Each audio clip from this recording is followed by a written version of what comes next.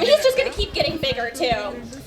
You might notice that his training is a little bit different from the harbor seals up front. If you listen really closely, you can hear a rattling sound when they use their buoys. And that's because Wally is almost totally blind. He can see some shadows, but that's about it. He was found in the wild with some injuries to his eyes, and that's what left him blind. So that's why we have to adapt his training a little bit to make him more successful here at Como. And then up front we have our beautiful Cash and Killian, our two harbor seals. Cash is on stage left, and Killian is on the right here. Killian on the right here is our official Sparky number 8, and he is actually the first seal to ever earn this title. All right, so we have been doing these Sparky shows since 1956. Can you guys believe that? And if you've noticed, if you've been to any of our other shows, you may have noticed some pretty big changes we've made in recent years. The first and most obvious change is our newly renovated Como Harbor. That is the space that we are in currently. This new space is a lot larger than what we used to have, so now our animals have a lot more space to play and engage in. Our trainers have a lot more space to train in, so now we can train multiple animals at a time. And also the water is now salted and it is heated, so this is a lot better for the health of our animals. The other thing that we've changed is how we train and why we train. So now the purpose of these training sessions is entirely geared towards animal husbandry, as well as encouraging their natural instincts.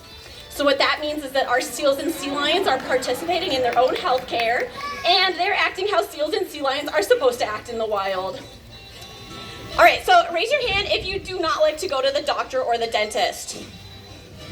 There's a bunch of us here.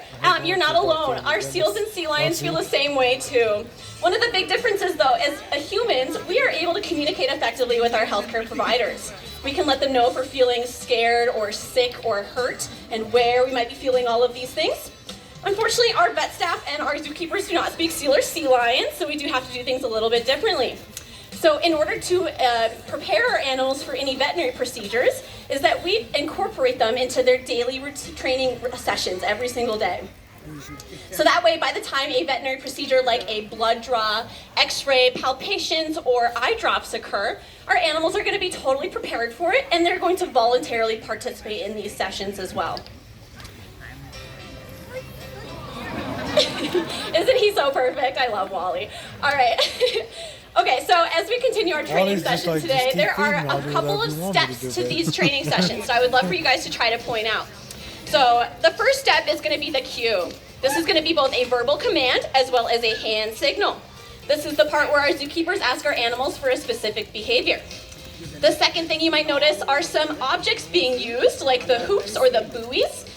These are to incentivize our animals to do the behaviors we're asking them to do and to participate in the future training sessions.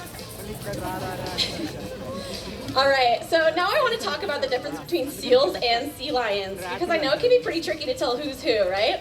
I personally think that the easiest way to tell the difference between a seal and a sea lion is how they move.